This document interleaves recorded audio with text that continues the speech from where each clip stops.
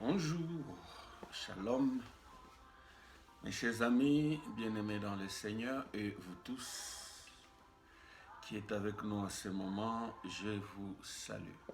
Shalom, je vous, que la paix de Dieu soit avec vous, qu'elle soit avec nous tous donc.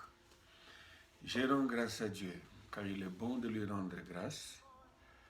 Je bénis le Seigneur pour cette opportunité, pour cette journée qu'il nous accorde et nous ne prenons pas cela à la légère. La grâce de vivre, vivre est une grâce. Respirer, bouger, être là, l'être, l'existence, c'est une grâce qui vient de Dieu. Et nous sommes reconnaissants, nous disons merci à Dieu, c'est tout ce qu'on peut faire d'abord, le reste après. Qu'il soit glorifié pour ce dimanche 4 avril 2023. Tu vis, je vis, donc nous sommes et Dieu est là avec nous. Mes chers amis, je voudrais qu'aujourd'hui nous puissions commencer une série d'enseignements par la grâce de Dieu. L'enseignement qui parle, qui continuera à parler, qui parlera donc sur ce thème, la grâce surabondante de Dieu. La grâce de Dieu, oui, mais celle qui n'abonde pas seulement, mais qui surabonde. La grâce surabondante de Dieu.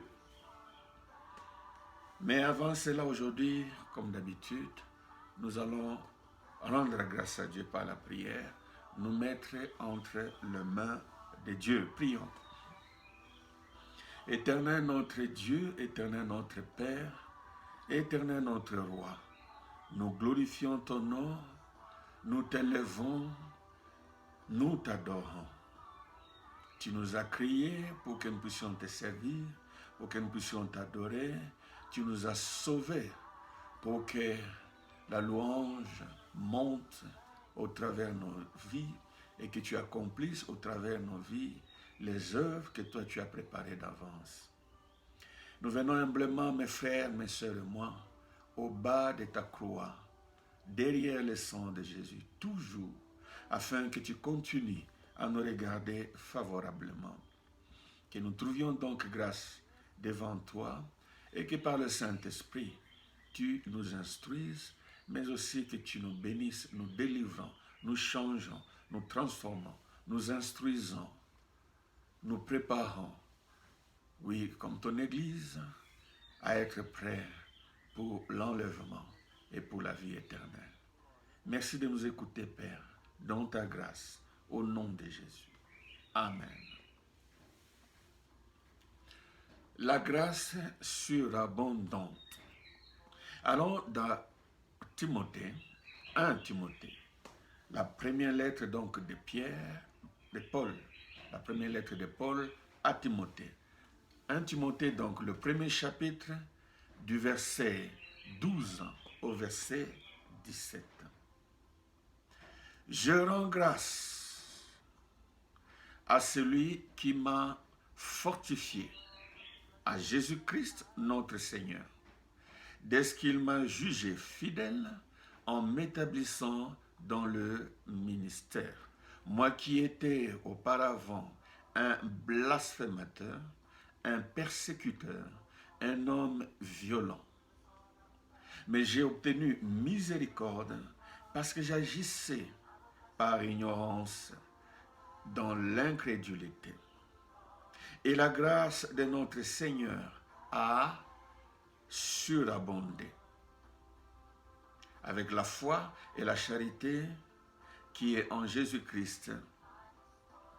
C'est une parole certaine et entièrement digne d'être reçue que Jésus-Christ est venu dans le monde pour sauver les pécheurs dont je suis le premier. Mais j'ai obtenu miséricorde afin que Jésus-Christ fît voir en moi le premier toute sa longanimité pour que je servisse d'exemple à ceux qui croiraient en lui pour la vie éternelle. Ô roi des siècles, immortel, invisible, seul Dieu, soit l'honneur et gloire au siècle des siècles. Amen. Je dis Amen à cette adoration de Paul, à ces paroles profondes, à ces qualificatifs qu'il donne à notre Dieu, le roi des siècles. Notre Dieu est le roi des siècles. Alléluia. Il est immortel, il est invisible, il est le seul Dieu. À lui donc, nous donnons nous donnons l'honneur, la gloire, et pas seulement maintenant, au siècle des siècles. Que ton Dieu soit glorifié et que toi, tu le glorifies. Mes chers amis, la vie de Paul, comme lui-même l'a décrit, est le modèle de la grâce, est l'exemple de la grâce. Et comme il est dit si bien, Dieu l'a sauvé afin de montrer aux autres, à ceux qui croiraient, comment est-ce que Dieu fait grâce. Mes chers amis, si nous réfléchissons un peu sur le mot grâce, sur l'idée ou le principe de la grâce, nous trouvons dans la grâce tout ce qui est avantageux, tout avantage, toute bénédiction, toutes sortes de biens, toutes sortes de faveurs. Tout ce qui est bon pour nous, tout ce qui est bon pour moi et pour toi, que nous recevons sans que nous ayons à contribuer, soit par notre travail ou par des soins quelconques. Ce qui t'arrive, ce qui m'arrive, sans qu'il y ait contribution de ta part, en termes d'un soin, d'un effort, d'un travail, d'une contribution quelconque. Tu n'as rien fait, tu n'as rien mérité, mais ces bonnes choses-là t'arrivent, ces avantages t'arrivent. C'est ce que je voudrais que nous puissions comprendre tout au long de cet enseignement par la grâce. Ainsi, à un certain moment, nous pouvons, lorsque nous arrivons dans les moments difficiles, lorsque nous avons demandé, lorsque nous avons supplié, lorsque nous avons montré nos bonnes œuvres, à un certain moment, nous devons arriver à un point où nous disons que Dieu nous fasse grâce. C'est-à-dire que Dieu ne regarde plus à ce que nous devons, ou ce que nous ne devons pas, ce que nous avons fait, ce que nous n'avons pas fait, mais qu'il nous accorde ce que nous lui demandons, tout simplement parce qu'il le veut. J'ai réfléchi abondamment, beaucoup. Je trouve que lorsqu'on n'a pas compris la grâce de Dieu dans notre vie, notre adoration est simple, notre adoration est vide, notre adoration vis-à-vis de Dieu, de la réalité de sa personne, notre adoration peut tarir, disparaître. On peut se fatiguer dans le louange ou dans l'adoration lorsque on ne ramène pas continuellement l'idée ou le principe de la grâce de Dieu ou des grâces que Dieu nous fait. Lorsqu'on ne ramène pas cela devant soi-même, on peut vivre dans une sorte de sécheresse par rapport à l'adoration. Et lorsque dans la vie d'une personne, l'adoration n'est plus là, lorsqu'elle ne monte plus, tout ce que l'on fait, tout travail de Dieu que l'on fait, le ministère que l'on a, pèse, il devient lourd. Parce que on le fait, oui, mais on le fait malgré soi. Mais c'est toujours bon, c'est toujours mieux lorsque on fait ce que l'on doit faire, mais dans la joie. On fait ce que l'on doit faire tout en étant mobilisé à cause des constats de la grâce ou des différentes grâces de Dieu que l'on énumère dans sa propre vie. À ce moment-là, on inspire beaucoup et on est béni soi-même. Ne jamais continuer à faire l'œuvre de Dieu avec murmure. Ne jamais continuer à donner pour Dieu, à prier, à intercéder pour d'autres personnes avec murmure. Ne jamais prêcher l'évangile continuellement, n'est-ce pas, avec des murmures. Et l'une des voies, l'un des moyens pour faire disparaître sans effort, en attendant le miracle de Dieu, l'exaucement de tes prières, l'une des voies, c'est ramener, chercher des domaines de sa vie là où on réalise, on se rend compte que Dieu nous a fait grâce. C'est-à-dire, Dieu nous a donné des avantages sans que nous ayons mérité. Nous aurons donc, par la grâce de Dieu, inspirés par le Saint-Esprit, aller mollo, petit à petit, essayant de trouver des exemples et de ces exemples, faire sortir des principes qui vont nous aider nous-mêmes et qui vont nous aider à aider les autres pour aider les autres. Brièvement, qui est Paul? Le grand apôtre Paul, notre modèle, l'instrument que Dieu a utilisé, qui nous a laissé, par qui Dieu est passé pour nous laisser, si vous voulez, beaucoup d'épîtres qui traitent des problèmes de tous les jours, des problèmes dans la vie des chrétiens, des problèmes dans l'Église, corps du Christ, qui nous donnent des stratégies pour résoudre des problèmes, pour marcher dans ce monde. Ces épîtres qui nous permettent de tirer des principes de la bonne doctrine. Qui est-ce qu'il était? On est mieux placé pour parler de soi-même. Et Paul parle de lui-même. Je rends grâce à Dieu, dit-il. Je remercie Dieu. Je remercie abondamment celui qui m'a fortifié, celui qui m'a donné la force. Donc Dieu lui a donné la force. Excusez-moi. Il remercie donc Jésus-Christ, son Seigneur, parce qu'à un certain moment, il l'a trouvé digne. Et lui a donné le ministère. Il l'a établi dans le ministère.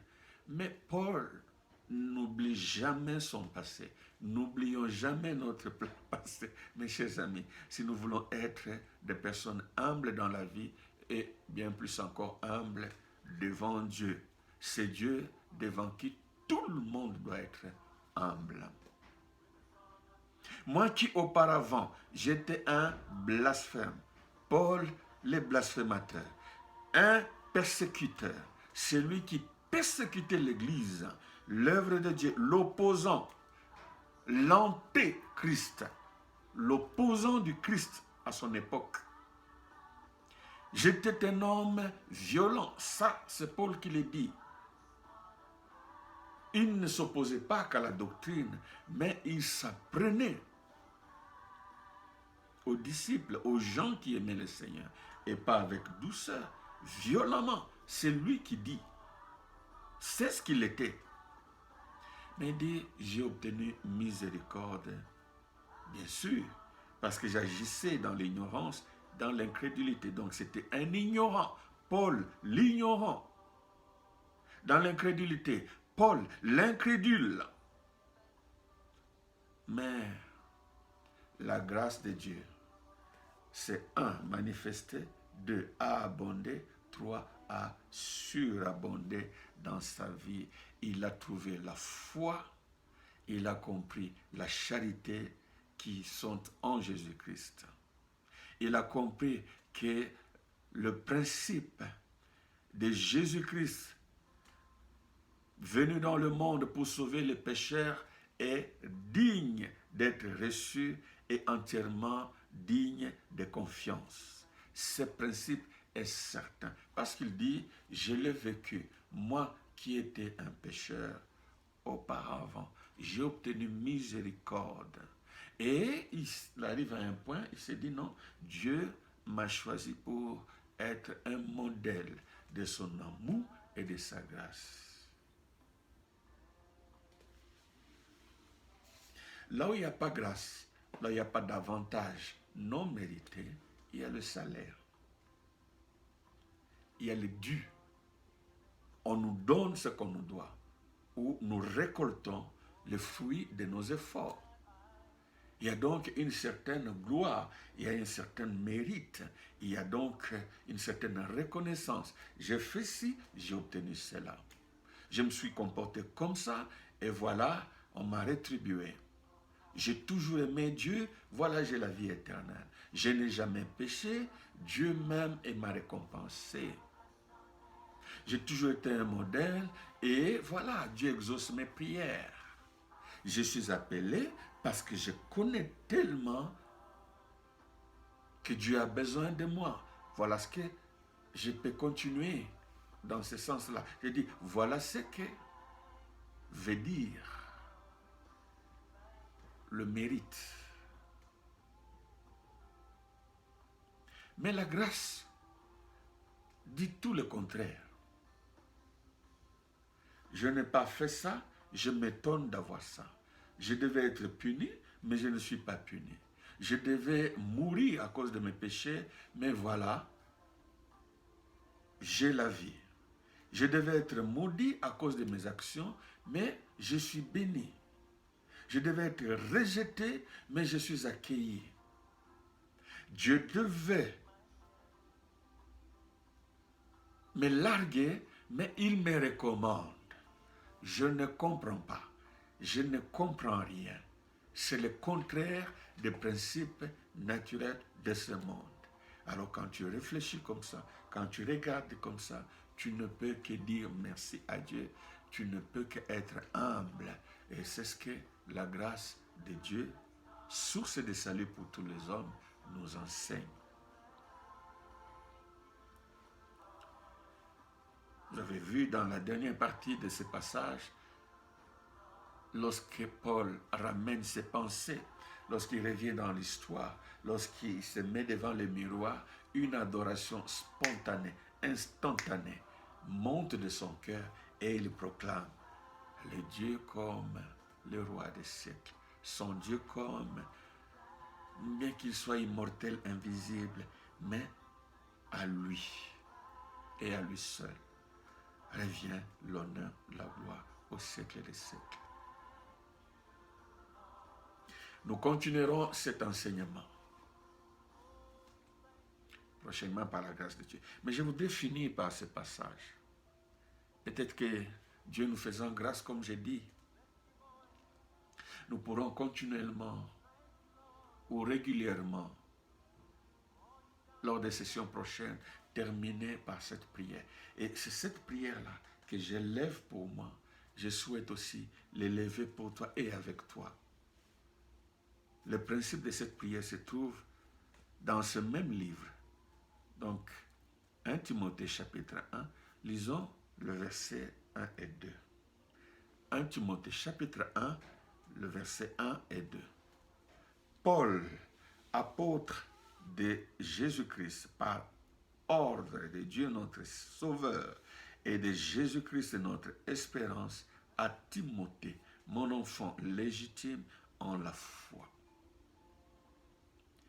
Que la grâce, la miséricorde et la paix te soient données de la part de Dieu le Père et de Jésus-Christ notre Seigneur.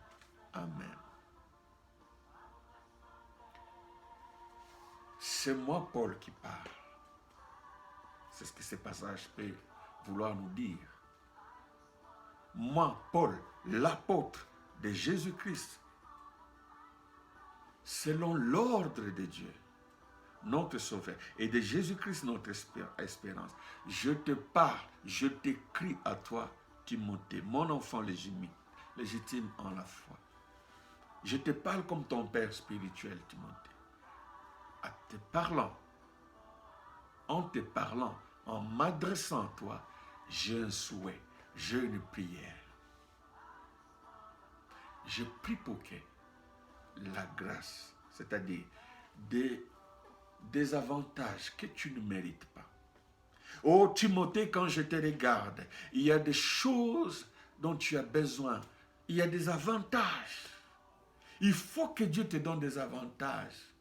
Il faut que Dieu te bénisse, il faut que Dieu t'assiste, il faut que Dieu te guérisse, il faut que Dieu te recommande, il faut que Dieu comble tes besoins. Il faut que Dieu te mette à l'abri de tel malheur. Mais je sais que tu ne mérites pas toutes ces choses-là. Je prie alors pour que la grâce de Dieu abonde en toi.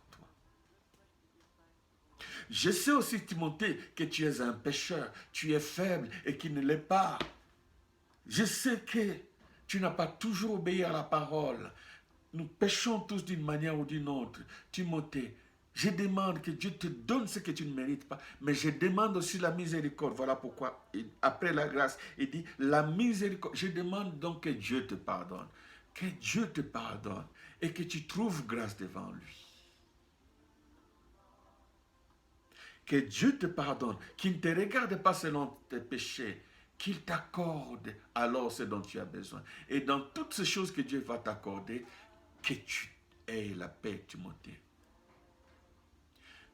Je ne sais pas ce qu'il connaissait de Timothée, je ne sais pas ce qu'il connaissait de ce que Timothée traversait. Il avait certainement l'info. Il savait peut-être que Timothée n'avait pas la paix, qu'il était peut-être dans les combats, dans les questionnements, dans les tourbillons. Il traversait des moments difficiles de sa vie. Il a prié, il a souhaité que, au-delà de la grâce, au-delà du pardon des péchés, de la miséricorde, donc, que Dieu lui donne la paix. Je prie donc pour nous, pour toi, pour moi, pour que, mon ami, Dieu te donne la paix et que Dieu te pardonne à cause de la miséricorde, mais aussi qu'il te donne des avantages, même si tu ne les mérites pas, et que voyant cela, tu glorifies le Dieu qui ne bénit pas que l'œuvre de nos mains, mais qui nous donne même là où nous n'avons pas travaillé, même là où nous n'avons pas bien travaillé. Qu'il le fasse pour toi au nom de Jésus. Rendons grâce à Dieu. Éternel notre Dieu, nous glorifions ton nom. Merci pour ton amour, ta compassion, ta miséricorde. Merci donc pour ta grâce. Humblement, nous ne méritons rien. Mais à cause de toi-même, à cause de ton nom qui est invoqué sur nous, à cause de ton nom que nous invoquons, Éternel, je demande la grâce dans la vie de mon frère, dans la vie de ma soeur, dans les différents problèmes qu'ils traversent. Pour les personnes même pour lesquelles mon frère et ma soeur prient, je demande tout simplement ta grâce. Oh Dieu, fais grâce. Afin que la joie remplisse le cœur de mon frère et ma soeur et ton Église triomphe et que nos nations soient bénies. Oh Dieu, je te le demande à cause de ta grâce. Merci d'écouter notre prière. Merci de nous exaucer, ô Père. Nous te prions ainsi au nom de Jésus-Christ. Amen. Que Dieu vous bénisse, mes chers amis. À la prochaine, si Dieu le veut.